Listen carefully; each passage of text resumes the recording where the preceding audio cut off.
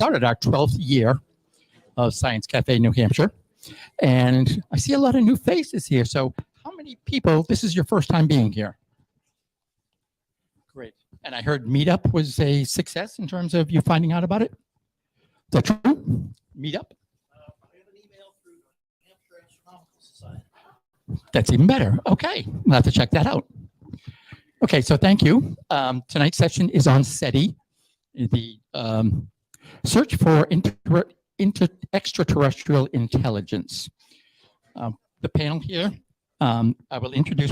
What we'll do is we'll go through a few comments there, and then we'll introduce the panel, let them tell you a bit about their experiences, and then we're going to go right into the questions and answers. And the remainder of the time will be spent on those questions and answers, and then just like a minute to wrap up. So we are recording this. We have recorded all the sessions for the past 7 years. And so we're recording this now. And I say that for two reasons. Number one, when you have a question, you should either read Dan Marchek or myself, and we'll figure out in the queue where you'll be. But we want you to wait until you get the microphone, because we want to make sure it gets transferred to the recording that we're doing. And it also makes it easier for people to hear the questions. And so when you get the microphone, you have to hold it very close to your mouth. Otherwise, we won't hear you. Okay. So yeah, so just flag Dan and I down, and we'll take care of the questions and all that stuff. So SETI is the topic for tonight. This is the second time we've done it. And Skip was actually for the first time a few years ago. Not following my own advice and get the microphone, get away from me. So we'll go into the introductions now. So Skip, let's go. You give me a minute here, because these guys have quite a few words behind their names on their resumes here. So Skip, all right. Skip Crilly, in his Green Bank Observatory job, Skip contributes to the Astronomy Observatory's mission as a part-time volunteer engineer. He develops systems, hardware and software for astronomical observations and the search for extraterrestrial intelligence. Skip's career has included engineering and management positions at test equipment and wireless infrastructure companies. His current work is design, build, and operate a wide-spectrum synchronized radio telescope to search for hypothetical interstellar communication signals. I do that every Sunday morning, by the way. And Skip has his Bachelor of Science in Engineering and Field Energy from Case Western University in Cleveland, Ohio. So Skip, would you take a few minutes and tell us about your background and what you do? Sure, thank you. Yeah, so about 8 years ago, I had a great opportunity as I was looking for something else to do, to work at Green Bank, where in the photographs on the pages on some, I hope most of you have these on your tables, that there's a telescope there in the lower right that's a 40-foot dish, and it's used by about 2,000 educational students and faculty per year. And I've been working on maintaining and optimizing and redesigning parts of that telescope system, the receiver system, et cetera, for the last 8 years. Now, I've been interested in SETI since I was a kid, and I built my first radio telescope when I was in high school in the Philippine Islands in Manila.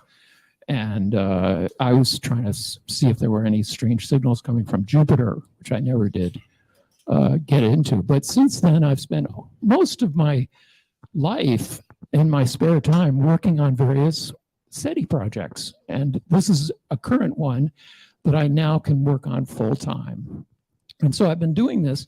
And the idea that I've worked with since I was a kid is the idea that they would transmit signals that are going to be parked on one frequency for a very long period of time. And that way we could see that relatively easily. It's a relatively easy signal to discover. The problem is that that signal is not a communication signal. It doesn't contain information. And after many, many years of thinking about this, I decided to just look for just communication signals.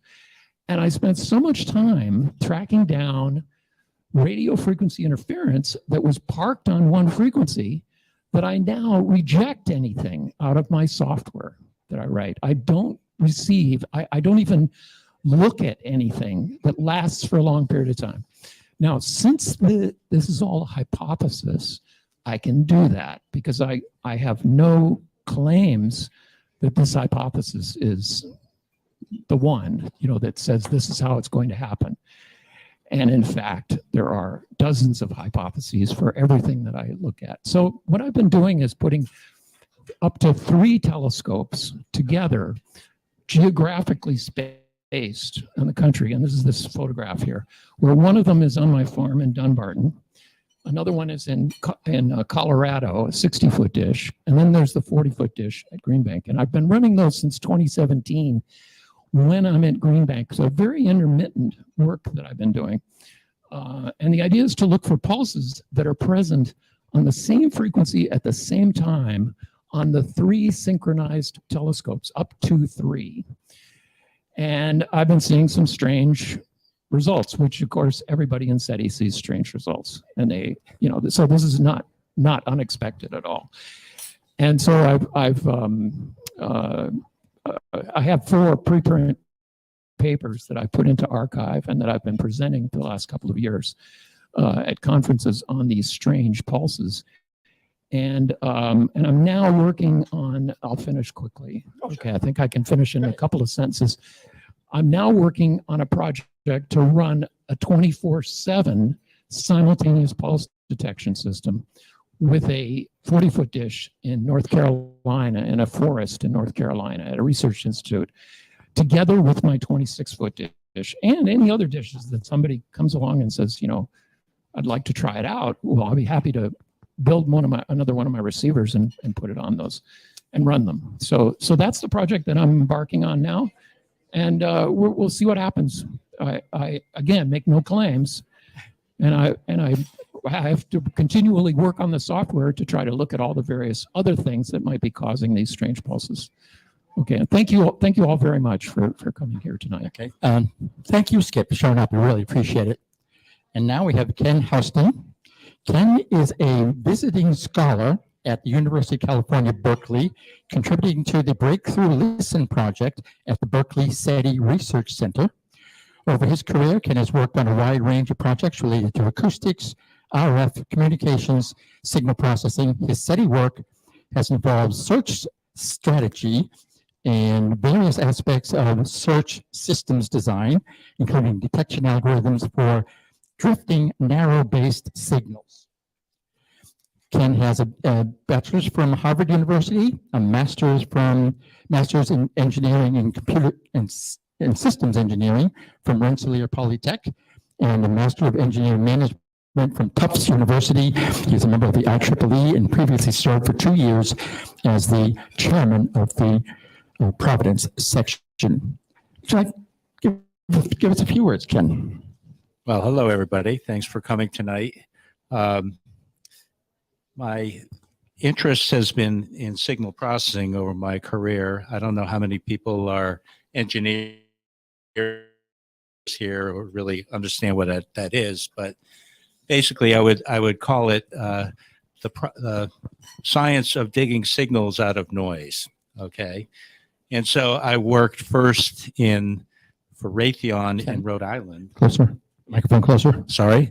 Worked on submarine sonars and really caught the bug. And since then, I went to Draper Lab and worked in a wide range of other applications. And I retired about 5 years ago. And as it turns out, I spent half the year in New Hampshire here and half the year in California. And an opportunity came up to go visit a radio telescope called the Allen Telescope Array in Northern California. And I realized that, gee, that this is all SETI work. And it'd be a good way to contribute because in many ways, SETI was shunned by the academic world for decades because academics are concerned about their reputation and SETI, if improperly, it can be improperly categorized as the search for little green men. But in fact, I have no reputation to sully, so it was perfect for me. So, in any event, I got involved with people at Berkeley and ended up writing a few papers on various aspects of SETI and have found it to be quite rewarding and quite interesting. It's really, we're just in our infancy, really, as far as really listening adequately to determine if we're alone or not in the universe. So I don't know if you want me to run through some of the slides or whether we're How long was it going to take you to go through the slides? Oh, 5 minutes. Yeah, why don't we do that? Go ahead. Go Yeah, through the so slides. So as a way of introduction, the question is, are we alone in the universe? And really, there are certain ways that we can explore the universe through manned spaceflight, through robotic probes, or through telescopes, both optical and radio telescopes.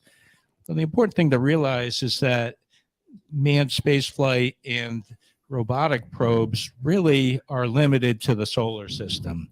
I mean, if you look at the Voyager spacecraft, which is well beyond the solar system now, it's only a very small fraction of the distance to our closest star, and that was launched in 1977. And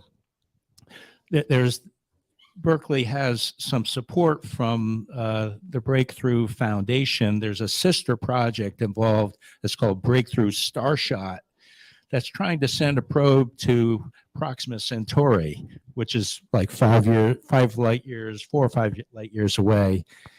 And the concept was to use a light sail and a bank of lasers shooting this thing at 20% of the speed of light. And it turns out they really could come up with a payload of only 1 gram, which is less than the weight of a U.S. penny. And so that convinced me that it's a really hard problem, even getting to the closest star with a probe. And of course, the problem of sending information back is huge. So really, if you're gonna try to find the presence of life in other worlds, it's really involves listening, either through optical methods or RF, radio frequency. And so I've been involved with RF listening, and my sense is that if you really look at the problem, it's a big universe, and we've barely begun to listen. And so if people claim that there's no life out there because we haven't heard anything, you really have to ask, well, have we been listening at all? And so that's what got me interested. The other thing to realize is that the number of possible transmitters out that we could possibly listen to is unknown, because the number of transmitters is a product of the number of stars within range, which could be billions, like in Milky Way, something like 100 billion stars systems are possibly present, not that they're all within range. And then the fraction of stars that could have active transmitters within advanced civilizations is, on the other hand, a very small number. I call it the Drake fraction, after Frank Drake and his Drake equation. the Drake fraction is totally unknowable unless you listen. So it's a big number times a tiny number, and we just don't know how many transmitters could be out there. So we won't get anywhere unless we listen. So if you look at the timeline for SETI, Ken, back in microphone. the 1960s, Frank Drake started to listen using, that was narrowband spectrum analyzers were first coming available. Computer controlled, digital spectrum analyzers were coming.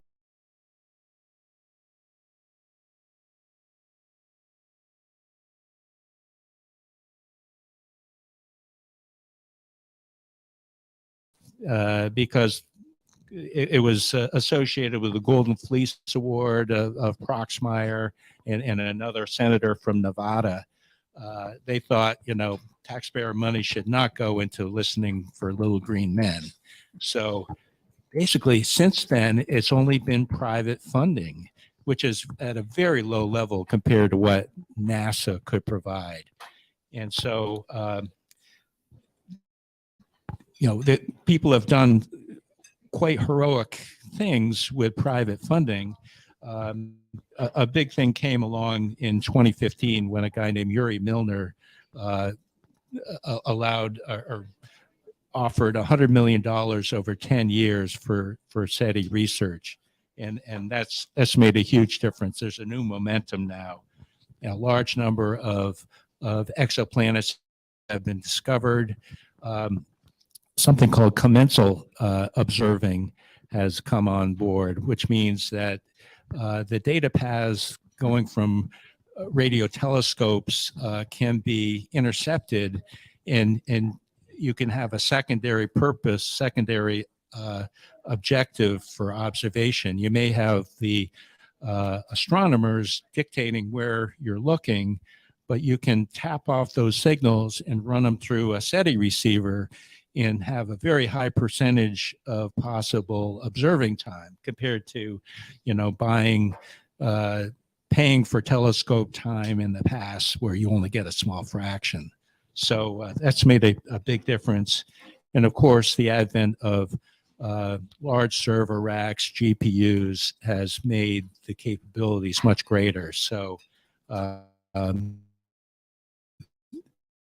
there is the advent now that's necessary to answer the fundamental question, are you alone? Are we alone? And I show a couple of examples of SETI platforms. Some of the largest radio telescopes in the world have made SETI a secondary objective. So you have these huge interferometric telescopes that have potentially hundreds of dishes that are now, have a SETI mission as well. I won't go into the block diagram of a SETI receiver, but right now the objective is to listen, as Skip mentioned, listen for tones, and those tones may have a very low data rate message associated with them. And it turns out that the challenge is that's a tone is a very relatively advantageous as far as being able to detect from a long ways away. Over a narrow bandwidth, you can cut down on the noise greatly. But the challenge is that a transmitter and a receiver will have relative accelerations due to rotation and orbital motion, so that you're not looking for a steady tone, you're looking for a drifting tone. And that turns out to require quite a bit more computation to cover the range of possible drifts. Finally, in terms of what I've been doing for the last few years in the SETI world, I looked at the fundamental problem of SETI, and it turns out that the objectives, nobody's really done what I consider an adequate system study of the SETI problem. And instead of trying to maximize what would be called signal to noise ratio, you really want to maximize something called detection rate.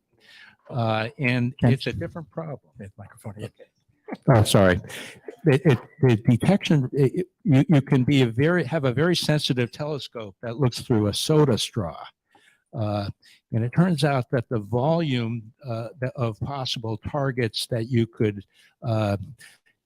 cover is relatively small compared to having a broader, what's called field of view. Instead of a soda straw, you have something broader that's not as sensitive, but it turns out it would have a much larger volume where you could detect more transmitters. So I'm not sure that the idea is really caught on completely. You know, it takes a while for these ideas to catch on, but that was one thing I wrote a paper about. And then I've also been writing about other algorithms associated with detection. So I'll end it there, and why don't we open things up for questions? Okay, thank you. Now is the fun part of the show. From this point on, the entire session will be driven by your questions, and we will end when we run out of time or run out of questions. As I said, you can get a hold of me or Dan Marchek back there in the sweater vest, and we will go ahead and get the microphone over to you. So, do we have any questions to begin with? Robert.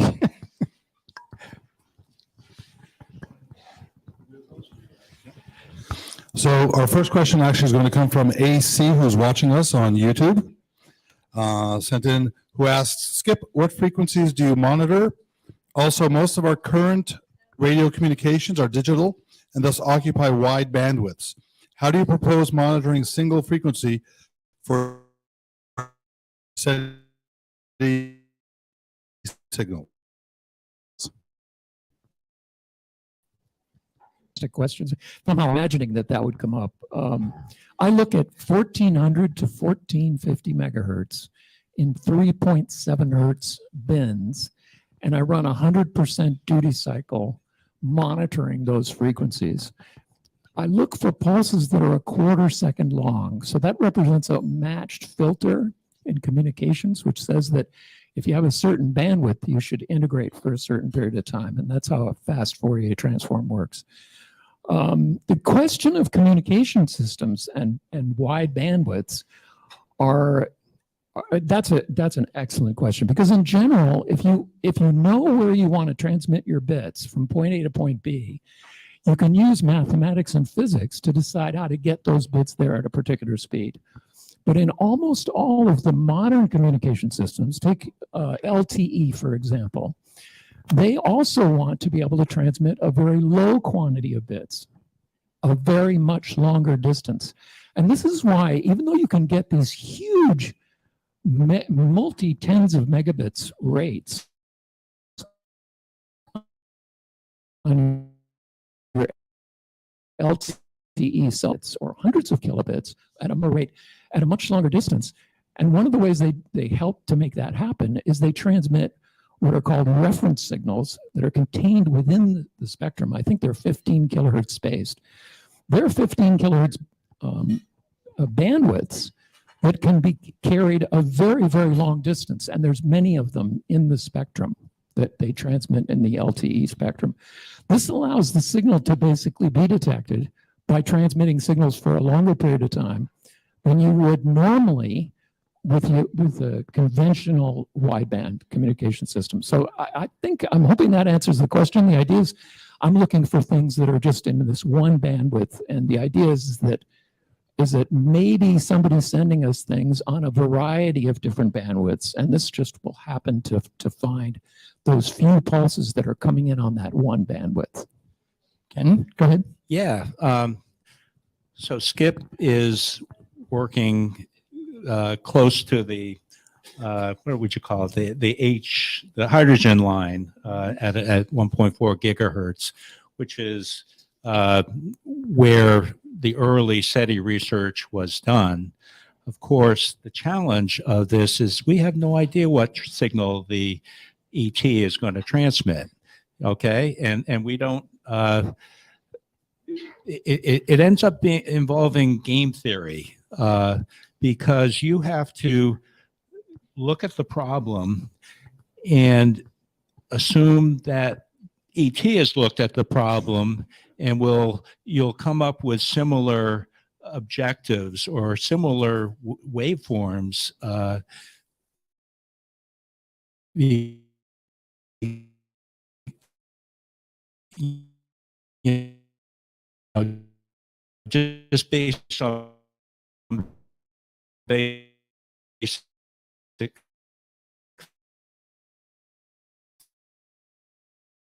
physics.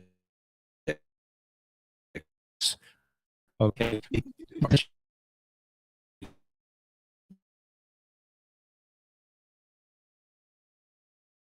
Thing.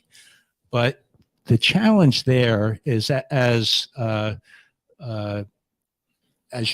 technology progresses, wider bandwidths are used, the signals become more noise-like, and it's very difficult, increasingly difficult to detect them at long range. Okay, so I've been working, and I think most of the SETI researchers are assuming that you're looking for a beacon. Okay, a beacon is something intentionally sent to someone who's listening, that where the beacon is going to be designed to,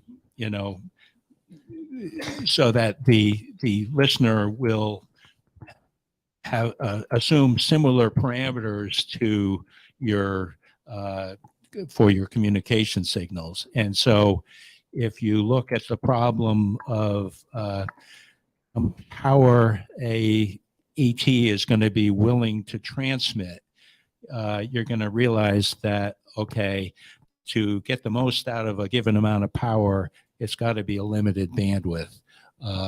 You could do some spread spectrum type of signal, but the problem there is that the listener is not going to know what the encoding format is, so that unless you know that, you're not going to be able to dig that signal out of the noise. So my thought is that it's got to be narrow band. You can't do millions of bits in your message. It's got to be probably hundreds or thousands of bits is really what you're limited to. And the other part is that you can't be ET is going to want to scan the sky, which limits the amount of time, scan the sky in a reasonable amount of time, so that you're limited to a certain amount of time in any one direction, so that you can't integrate forever. You can't have an infinite number of bits that you're sending, so that the lack of the fact that you can be listening in a certain direction, and there can be a transmitter out there, but he may be pointing in the wrong direction for most of the time. So it causes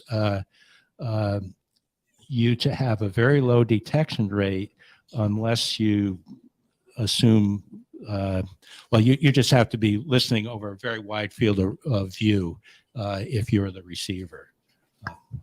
Thank you. Okay, I get a question over here. Okay. Hi, this might be a little bit clumsy, but imagine that ET had our present technical prowess and our energy that we're inadvertently sending out. About how far away would they be able to pull the signal to noise out, or assuming a reasonable duration of integration? So I've been going through this for quite a long time and using communication models, and I've come up with an example which is, I think, helpful just to know what's possible that we could do. And it's a solar array which converts its power to radio frequency energy and puts it onto the world's largest fully steerable radio telescope where I work, the Green Bank telescope. It's 100 meters in diameter, 105 meters in diameter. And all of that energy is beamed out to a star that has a planet on it. And I use as an example one planet that I was observing using the Breakthrough Listen project, 40 Eridani, which is 16.3 light years away.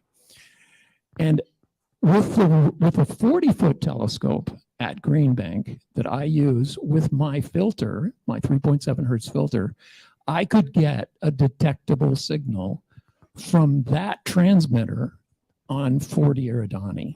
So if we were to move that solar array, now the question is how big is the solar array? And that has to do with efficiencies and such, and conversion to RF. And I'm going to say it's manageable because we have on this planet, we have 2 gigawatt solar arrays already running in various countries. And so the idea is that you'd have something that would be fairly large. It would be on the order of the size of the telescope, maybe about 10 times bigger than the telescope. That system could be detectable on the 40-foot dish. Now, the nice thing about the 40-foot dish is it has a very wide view of the sky. The GBT has a narrow view of the sky, but if they can detect that we are here from 40 Eridani, because through various measurements on our planet, then they could be pointing that directly to us. And it's all technology that we have now. So it's a difficult problem, but it's not insurmountable. Of course, that requires that there be a lot of life in the universe. I mean, in order for that star to have intelligent life. But what Skip is talking about is actually a beacon intentionally sent. If you're talking about television signals,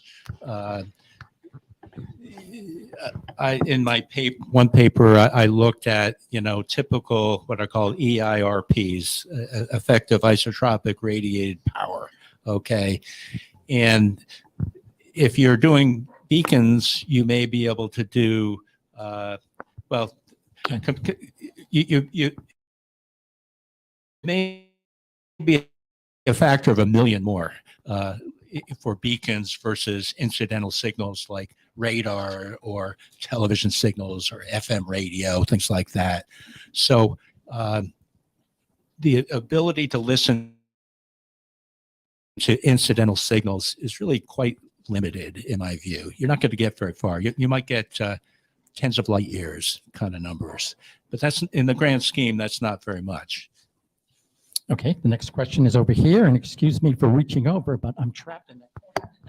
Hi, thanks. So my question is, the search for the signals that you're trying to find seems to me very Earth-centric, very physics based on what's been determined on Earth. How do we know that ETs use these same physics concepts that we do? How do you know you're searching for the right thing? Or maybe they're sending out a signal that you don't even know about, and they're like, why the heck aren't they responding? That's a good question, and I don't think it's knowable. There are you again, it gets back to game theory. You can only listen. I mean, we've got I think a pretty good idea of basic physics, okay? And you can only imagine based upon your understanding of physics, what ET would be sending, okay? But it's certainly possible that they're sending something else, and it's been going by us for millions of years. Back when the Earth went around us, back then the Earth went, back years, the thought was Earth went around, sun went around the Earth was flat. There's a lot of theories that have been obviously realized to be wrong, but how do we know our concepts of physics are not accurate? Everything we do now is based on our concepts, and I understand that, but 100 years from now, what if they're completely disproven? Well, I think that certain aspects of Einstein's, theory of relativity and what have you are still going to be considered correct, but and there will be nuances. Maybe they'll find wormholes in the universe that will let us get through, but it sounds like black holes may be the only way to do that, and you wouldn't survive very well going through the wormhole. But I think that electromagnetic waves are one way you can observe, or intentional transmissions are one possible way to detect another civilization. There are other types of technosignatures that may be useful that NASA is looking at, like can you detect CFCs in the atmosphere of an exoplanet? And NASA is actually funding that kind of work, based on my understanding.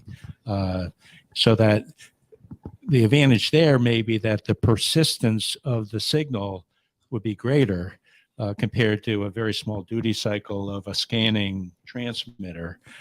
But on the other hand, you're still going to be limited by the trying to observe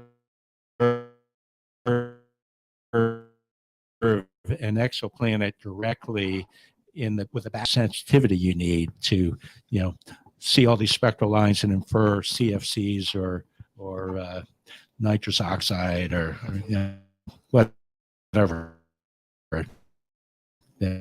various chemicals that are signs of an industrial civilization. Okay, there's a question over there, Dan, and we're here, and I'm going to go back over there, and we'll get back to you. So just to make sure everybody understands, the way you get your question asked is just raise your hand, and Rick and I are managing a queue of people. So if you have one, just raise your hand. Hi, I've got a question for both of you, or each of you. What accidental discoveries have come? What accidental discoveries have come out of SETI? I am not aware of any specific narrowband phenomena that have been discovered through SETI. But when you start listening carefully, you're bound to discover something unexpected. So who knows? Specifically, there's the famous WOW signal at Ohio State on the huge telescope that they had. That has been extensively looked at, and it's an unknown. It's an unknown as to what it was. There's various explanations involving satellites and other things, but it's been followed up in that same direction in the sky extensively without anything seen. There's been many cases of interference that have been thought to be pointing in one direction in the sky. And I see those things myself all the time. So almost everybody who's involved in SETI, in radio SETI, has seen strange signals that they can't explain.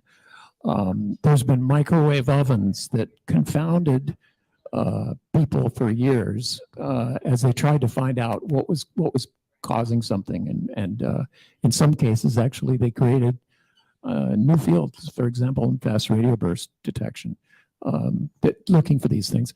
And so the idea is that I'm in this for the journey, not the destination. So when I'm looking at something and I see something unusual, I'm imagining all sorts of possible explanations, and that can contribute to something other than extraterrestrial detections entirely. So I would say that the SETI researchers are probably the world experts on radio frequency interference. Okay. That's what they really learn about. And the SETI problem is so difficult because you're trying to find a needle of a very occasional signal from ET in a sea of interference, and the interference can take on many unknown characteristics, known and unknown. And the other part is that you may actually detect an ET signal, but unless it happens over and over, you really aren't going to have a lot of confidence that, okay, it really truly came from outside the solar system. So it's an extremely difficult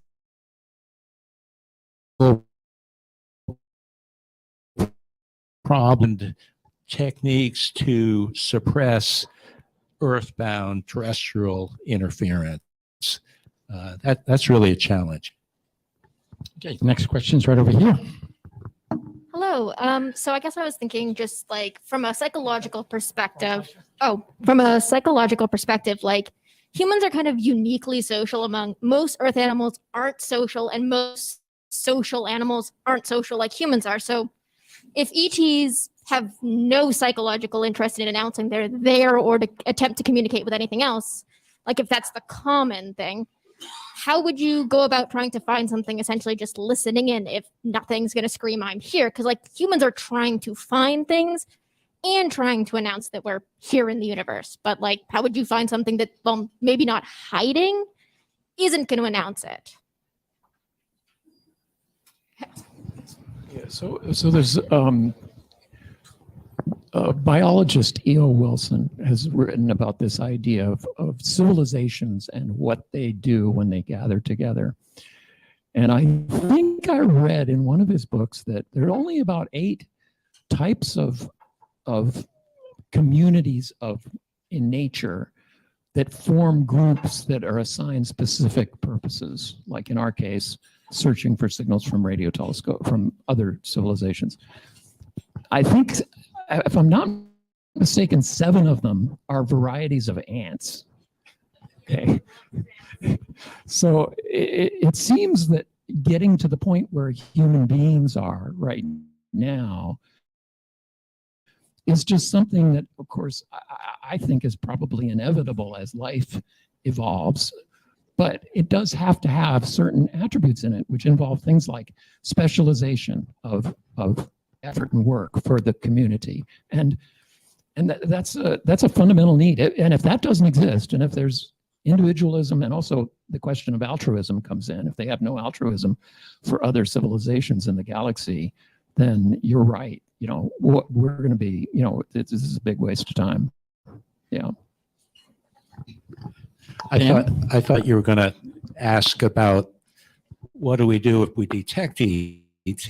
Do we transmit back?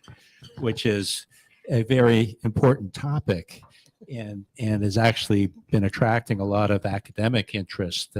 I went to a short conference at Penn State earlier this year, and a lot of the papers were about, you know, what do you do when you detect ET? And, you know, how do we get a consensus about whether to transmit back or not?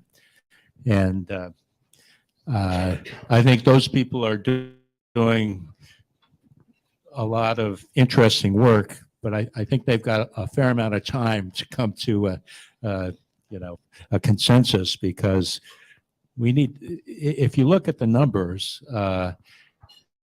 it could take hundreds of years at, you know, listening on very top-notch radio telescopes before you're going to detect anything, just because of the vastness of the universe, the difficulty of transmitting at high power and scanning. If ET is scanning the like a lighthouse, and you're scanning, you know, kind of like a lighthouse in reverse, it could be a long time before you line up. And I think it's going to be a while, even using our best capabilities, before we're going to detect anything. And even then, there's a lot of ambiguity about, you know, whether it really is ET or just a new form of interference. Dan, you have the next question over there, and then we'll come back here to the left Way in the side. back here on the right. Okay. Hi, I'm wondering if you guys, SETI, is considering either let's see, incorporating or collaborating with other groups that are of a similar endeavor, such as even like ghost hunting that goes through the actual frequencies, radio frequencies in a certain order, forwards or backwards, to listen for sounds at certain frequencies like you're doing, or somebody like CE5 Contact who's way out there with the lasers, shooting lasers in the sky at certain frequency levels. Are you considering that? Well, first of all, I think SETI is a very international endeavor. But that said, this Berkeley group is getting time on a lot of telescopes around the world, and there are other groups that are doing similar things. And inevitably, there's got to be cooperation, between the groups to be most effective. I think I should mention that optical laser-based SETI has also been looked at, and is a possibility. Instead of sending messages through, our microwave beam, you send it through a laser. But you have the same problem of, instead of a soda straw, you've got something much smaller, and everybody's got to line up, which can be very hard. Okay. Yep, we have a question over here. And then Dan, you have two over there. And then we have two more here. So, mine is a little bit of a different question. What do you make of people who have had visual sightings and crop circles, and how do you integrate or do you investigate? And this is going to sound strange, but I sat on a commercial flight once talking to a retired Navy pilot who had had many experiences with what he believed were ETs. And he says it's all documented. It's common knowledge within that group of people. And I don't know how you find them through those reports, but is that anything that you follow or try to investigate also? I first of all, in my own personal belief, you see an unexplained phenomenon in the sky, you should have a great deal of skepticism about travelers from outside the solar system, just because it's very hard to travel, like that 1 gram payload thing I mentioned. So you should look at exhausting all the unexplained terrestrial reasons why you might see that. I think also, the world is political, and the SETI community basically has to take a position about whether they're really looking for, the old term was UFOs. I think that I attended a meeting recently where that was discussed, and their position is that unless there is a scientific basis for UFOs being extraterrestrial in origin, we really are going to focus on the conventional radio SETI, because the whole SETI problem has been fighting for credibility, shall we say, and really, unless you got to stay focused on what you see as being scientifically based. okay, our next question, Robert, you have it from Facebook? Yep. So this question is for Ken. This was actually asked a little while ago, but we went through the round of other questions. So I hope you remember what you said sort of early in the evening. And this also comes from AC, who's on our YouTube channel.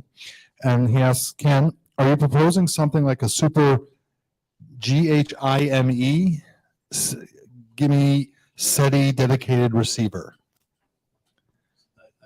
I didn't catch the Ken, GHIME. George, Harry, Igloo, Michael, Edward. It sounds like an acronym on the page. So I assume you may have known, Richard. I'm afraid I'm not sure what he's referring to. Okay. He or she. There's a possibility that there's a radio telescope in Canada, which is called CHIME. It's at the Dominion, near the Dominion Astrophysical Observatory with a C. And there's been a copy of that, a duplicate, a second version of that installed at Green Bank. And I don't know this. I don't know if they use the word G.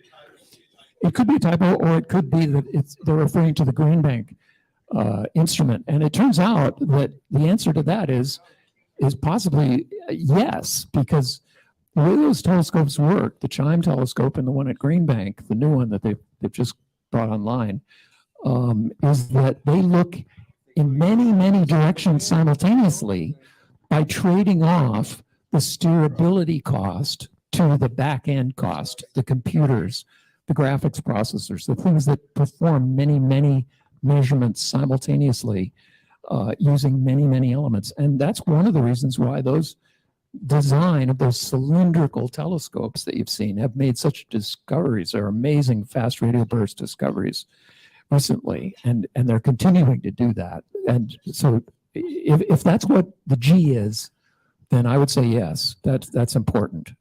Yeah, I agree. The CHIME.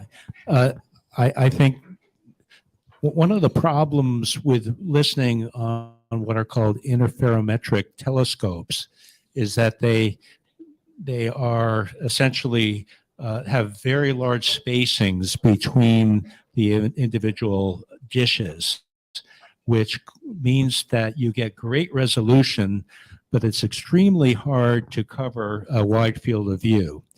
And so the CHIME approach is that you have a lot of collecting area that's all together, and it means that you don't have very good resolution, but you have very wide field of view, which is exactly what you want in SETI. So, Okay, Dan, you have the next two over there, then we have two over here. To your far right. Thank you, gentlemen. Hey, two questions. The first one is, how would you know that you have an ET signal? What are the characteristics of the signal? And then the second question is, what opportunities do radio telescopes on the dark side of the moon pose for your type of research?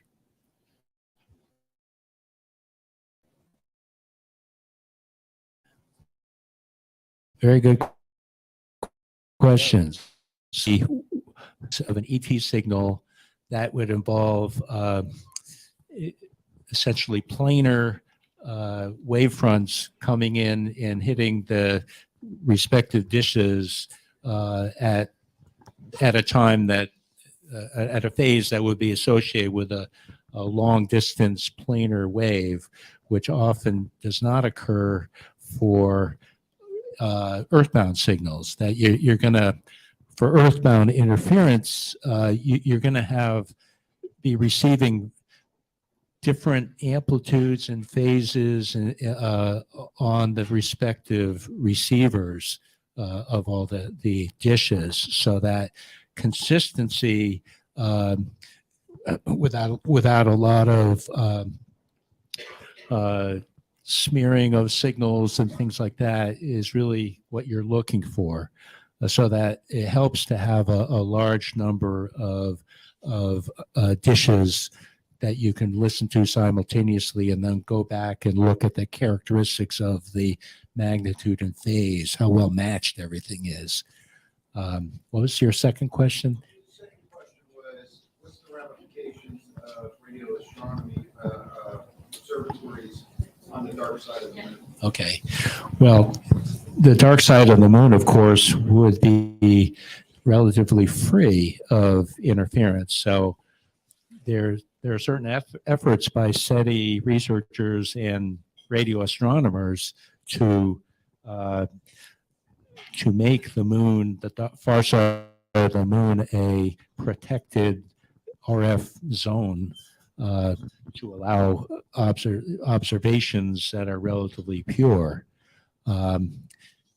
However, by humans exploring the moon and habitating on the moon, you require communication satellites in orbit of the moon, and all of a sudden, they'll have their own forms of interference. So and when you think about it, it's a very tough problem to get a lot of radio telescope hardware to the far side of the moon and to maintain it, to power it, all sorts of logistical issues with having an observatory on the far side of the moon. Like an optical telescope might be a more immediate feasibility, but there the advantage of being on the far side of the moon is less, because optical telescopes don't have the same kind of interference, earthbound interference, that the radio telescopes would. Hope that answered your question. Yep, go ahead. Skip. I'll just add a short addition to Ken's point on the first question. I don't think that any one person is going to be able to say that they think, honestly, rationally, that this is an extraterrestrial signal. All right. It's just, there are too many hypotheses. I mean, even in my system, the signals that I'm looking for could be outliers of various pulsars or fast radio bursts or some other phenomenon. The end result, perhaps, is that what the nature of the signals, the repetition of the signals, the continuous measurement on many, many radio telescopes over periods of years, together with all the hypothesis development that's necessary, that rules out the things we know about. And that's a very long process. For example, the signals that I'm looking at will be smeared if they are coherent coming from a transmitter that's about the size of this room. Because this room out there will be rotating, and it will smear the signals outside of the 3.7 hertz bandwidth that I have, because of the Doppler shift on one side of the room is different than the Doppler shift on the other side of the room. So eventually models get developed, data gets looked at, the signals get examined very, very carefully. And I think it's going to be an extremely long process before anyone can actually say it's not. If it shows up in the paper or in Google News one day, it's probably got a lot more work to do. That's my opinion. Dan? Out here in the back. Hi, yes. Back in the 90s, there was a program called SETI that you could download to your computer. It would take available CPU cores and use it to crunch data. One, do you know if it's still working? And two, did it provide any value?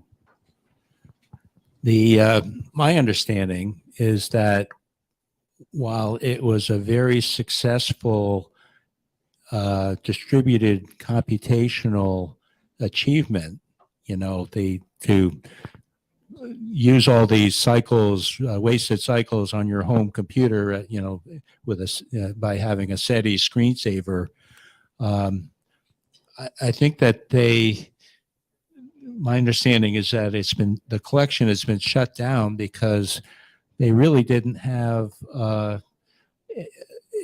they had so much data that they couldn't even begin to process or go back to. So they've sort of done a reset, let's put it that way. But that's really, whether they're going to start up again, I don't know. But it's a great distributed computational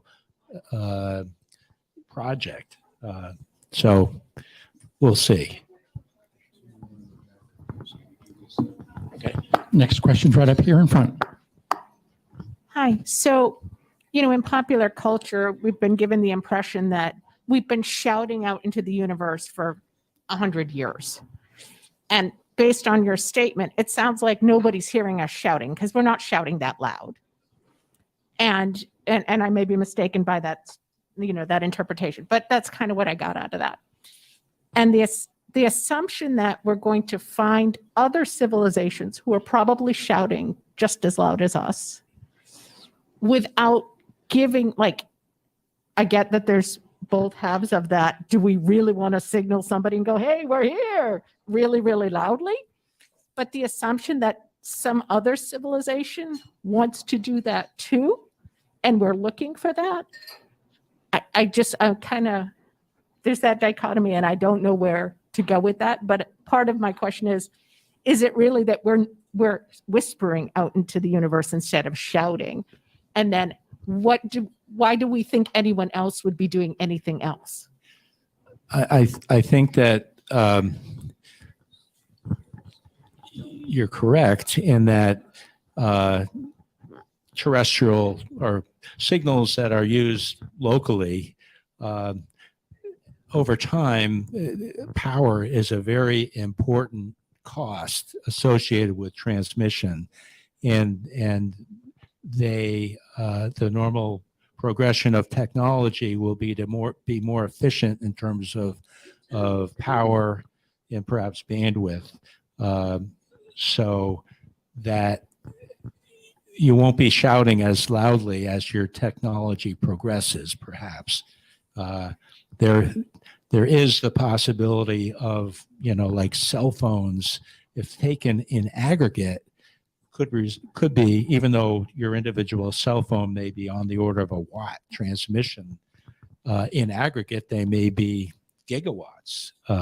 So that might be something that could be detected. Of course, it's very noise-like and may not, still may be hard to detect from a long distance. It's not going to be narrow bandwidth, and you won't be able to demodulate the individual signals and say that this is a techno signature necessarily.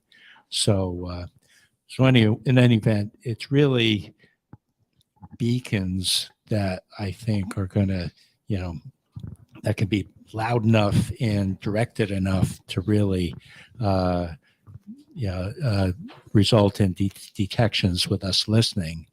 And then the challenge is that ET has to have enough patience to be transmitting at pretty high power levels, would you be willing to devote the Three Gorges Dam output? I think that's what it's called in China, which is on the order of 10 gigawatts. Would you be able to use all that power for an ET transmission that may take hundreds of years to get a reply? And even if someone detects you, they may not be prepared to transmit back or willing to transmit back. So there are many layers to this problem. But I think that beacons, as opposed to unintentional transmissions, are much more likely to be detected. Maybe I'll just add one thing. I thought that because I've been bothered by this issue of communication, right? Even if we receive something, then the idea is, well, the reply time takes forever. It might take, many, many generations to get an answer to a question. But I think that the thoughts that have gone through my mind is that if someone is able and altruistic in the universe or in our galaxy, is fairly nearby and is able to detect signs of life on the planet, they can measure the molecules in the atmosphere and determine that there's a chance that there's intelligent life there, then they might be beaming with one of these telescopes that can devote a beam to our planet for a fairly long period of time, which contains information. Now, the idea is it would take a long time to decode all of that, figure out what this is. But in the end, it would be like having a search engine where you're not asking a question that already hasn't been figured out or answered. So in other words, if there is a way to transmit information, and as time goes on, they can show us in the signals that are being transmitted how to better detect the signals with less hardware and less processing, then they might be able to just transmit the answers to the questions that we'd really like to know, like how many other civilizations are there and where are they? those kinds of things instead of the idea of a two-way communication system. In your example where you were saying the three gorges and you devote that and you're beaming out and beaming out and beaming out. We're not talking like, well, we're going to take off three gorges for 15 minutes and we're going to send out a beam. Are we talking like for the next 40 years, we're going to send out a beam and see what happens, or next 200 years or whatever? We're not talking a It's more than short-term 15 commitment. minutes. Yeah, And- no, that's and what I'm saying. I'm like, you're it talking could about a be long-term commitment of certainly centuries. decades, centuries. Yes. And so it's a big commitment on the part of ET to put out enough energy to be detectable. Okay, we have one question over here, then two over there, and I'll come back to you two here. Me again. So getting back to something a little more basic. I love science fiction, but I'm also a scientist. I think the difference between people who create science fiction is the ability to use imagination. Scientists want proof. They want facts. So I think innovators are the people who can do both. They can have some imagination and use facts to come up with stuff that's unique. Where does that fit into SETI? Like, you're both very technical scientists and you want the proof that they're really out there, but is there going to be something else that's going to tell us there's really life out there? I mean, I'm a scientist, I want proof, but I'm also a realist. There's so many other planets out there. I cannot believe we are the only beings in the universe. Whether they look and act and carbon-based and all that like us, who knows? But I do believe there's something else out there. It just doesn't make sense that we're the only ones. So where do you feel that crossover between imagination and fact is going to give us those answers? Great question. I would say that being an engineer, I may be handcuffed, because, I want to design a system that works, but in this case is so multifaceted that it really takes a lot of imagination to think of all the possible modalities that you could detect if you're not, and it's not only radio frequency measurements, it's things like looking at atmospheres of exoplanets and things like that. I feel quite confident that this is going to be an unsolved problem for a long time. That's the only thing I'm confident about. Dan.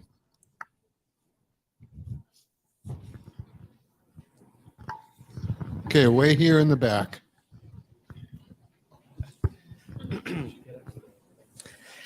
Hi, thanks. I was wondering, what's the mix between data that you're collecting actively and what you're going through like others, collections of information, backlogs of pre-existing data that just needs to be mined for the signals that you're looking for? Well, I think that you have to perhaps limit yourself to a certain objective, like you're going to observe a certain star cluster or something like that, be localized and evaluated, for some limited set of measurements. And there are lots of papers out there that have been done that basically go through all the millions of detections and weed out improbable ones and then come up with usually a null result or a very a indefinite result. I think that as we do much more commensal observing, you've got a fire hose that is, going to generate much more data than you can hope to look at carefully.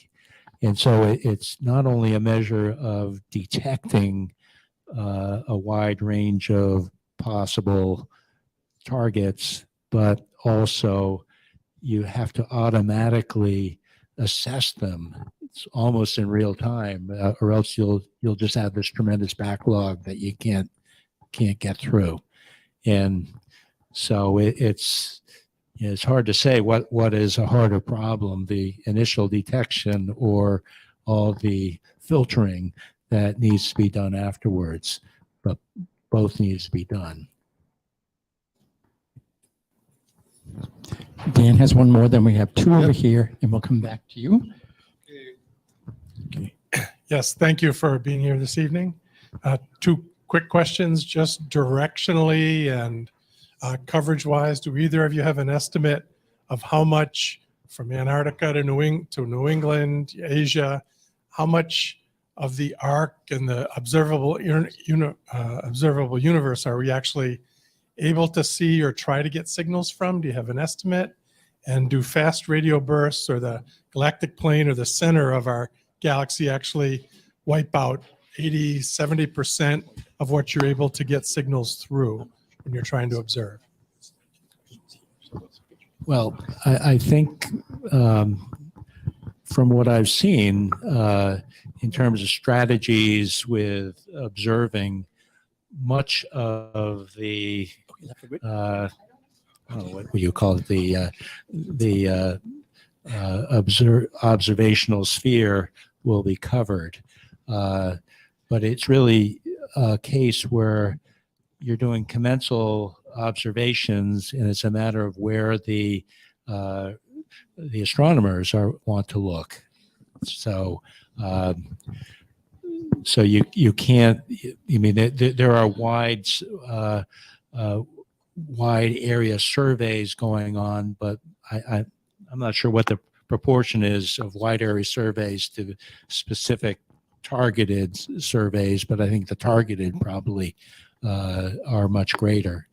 So anyway, we've got the potential to observe everywhere, and really the galactic plane, I think, is where most of the focus will be, just because that's where most of the stars are.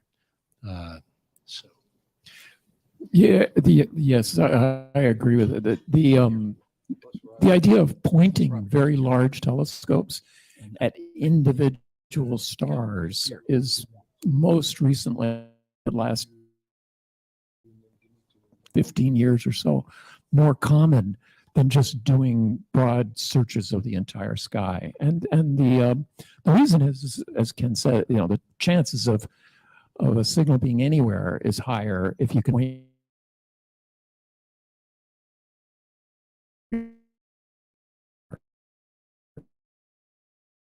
That's been the common way that these have been monitored for signals over fairly long periods of time. To give you an example, the system that I use is not like that.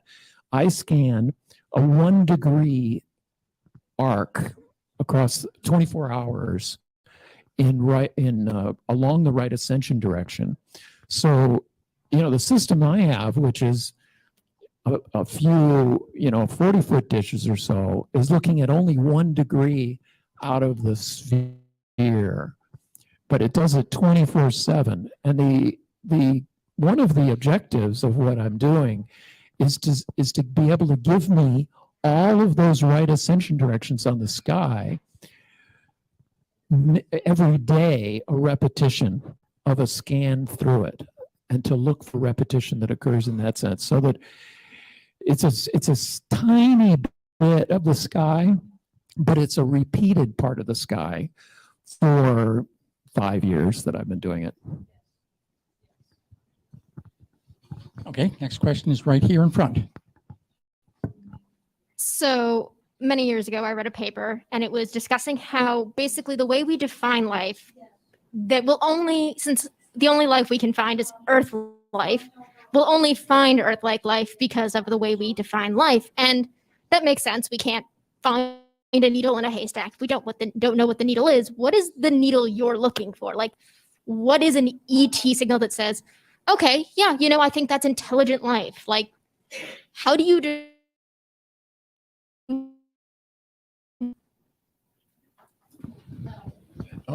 Well, I think it's that eventually, oh, Can we help? Rachel, are you here?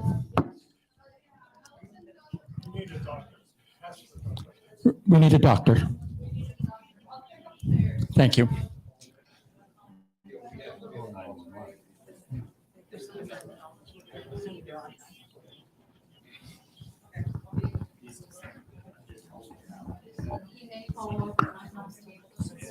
Let me-